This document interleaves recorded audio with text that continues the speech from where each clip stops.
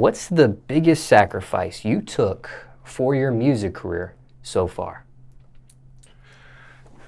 Biggest sacrifice? Yeah, out of all these times, and you said about 5 years so far you've been in the music industry for, what's the biggest sacrifice you took for it at this point? Uh,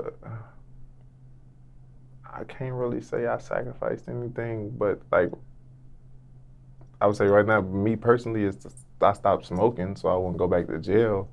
Like, you know, but that's a sacrifice for my career, for my kids, for a lot of things. So, but I think that's the only thing I stopped doing. And that's marijuana. Yeah, yeah, because I'm still on parole and I'm at the end, so now they like on my ass, like trying to get me to fuck up again so they can do the same thing they did and put me back in prison. And I can't let that happen. How easy or hard has that been to stop? Man, it's heartbreaking. It's terrible, bro. Like, it's not easy. I've been smoking since I was 13. That's like 15 years, bro. It's not easy.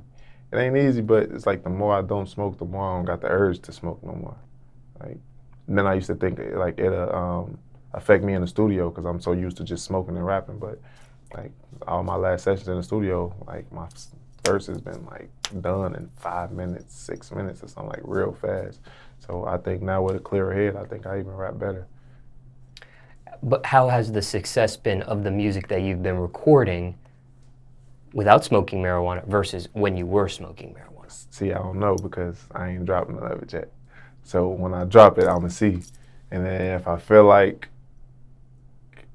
it went left, then I'ma just have to figure out a way to smoke and get my system clean. Like, cause if I feel, yeah, if I see a change, and people be like, "Oh, he changed," but yeah, I had to risk it. I had to risk it. Even with your family and all the stuff that you just said a second ago?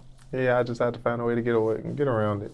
You know, they take three violations for you to get locked up on parole, and like technical violations. If you catch a case, it's different. You go to jail. I can really drop dirty 3 times, go do a drug class and some shit like that. But I just, me personally, I don't got time for none of that shit, so I just gave it up. But if I feel like it's affecting my music, then I'm gonna have to find a way. I'm gonna have to find a way to get past them people. Now, where you got even the charge that led to this probation that you're on was in the state of Illinois? No, I was in Iowa. Oh, it was in Iowa. Yeah. Ah, okay. You're from Illinois. Yeah, I'm from Illinois, and Iowa is just like one of the next states closest to us. And Illinois recently just had passed recreational marijuana use. Yes, and if I stayed in Illinois right now, I could smoke. Like, I would be able to smoke because I got it medical in California and Illinois. So I just transferred from Illinois to Georgia, and Georgia's like on some dickhead shit. Like, Georgia's being assholes. I'm trying to get out of here right now. So is there thoughts on going back to LA or Cali or Illinois? Yeah, I just really want to transfer my parole back to anyone, and I'll be able to move how I used to. Like Georgia, they too on me. Like, it's too many rappers here. There's too many rappers in Atlanta. So like when they deal with rappers, they already put a jacket on you and be like, oh, we got to watch him, or we got to do this, or we got to do that, we got to discipline him. And it's like, it's unfair to entertainers and people that's in the media when they dealing with certain cases and dealing with things, because a judge would feel like they gotta discipline you more to set an example and set a lesson for people that watch you, you know? So yeah, it's crazy, it's unfair. So far, no technical violations in your probation? I got one. I just got it like 2 weeks ago before smoking. So that's why I ain't been, well, like 3. So like 3, and I ain't been smoking.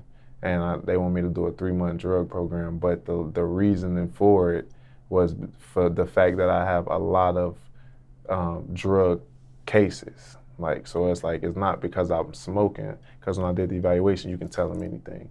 It's the fact that she looked back and was like, oh, you got this possession with intent, manufacturing, possession of this. So it's like, I got a long line of selling drugs. So it don't make sense though, because the classes are supposed to be for you using, and using and selling is 2 different things. So I don't know, whatever float they boat though, I gotta do it just so I won't get in trouble. And are you able to say how much probation you have left to do? Yeah, I got a year and 6 months left. So, and it's been 8 years already. So, shit, I'm getting down to the end. I did the hard part, did the longest part.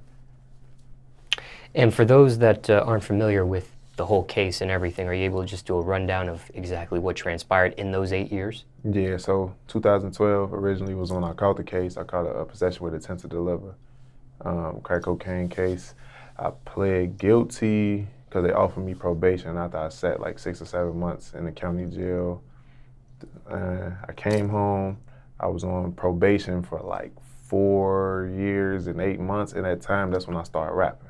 So I was on probation since 2012. I dropped my first song at the like the end of 2014. By 2017, I got violated for a long line of things. I went to prison from June 2nd, 2017. I was released December 2nd, 2018. So right now, here we are, 2020, February, and shit, I'm at home.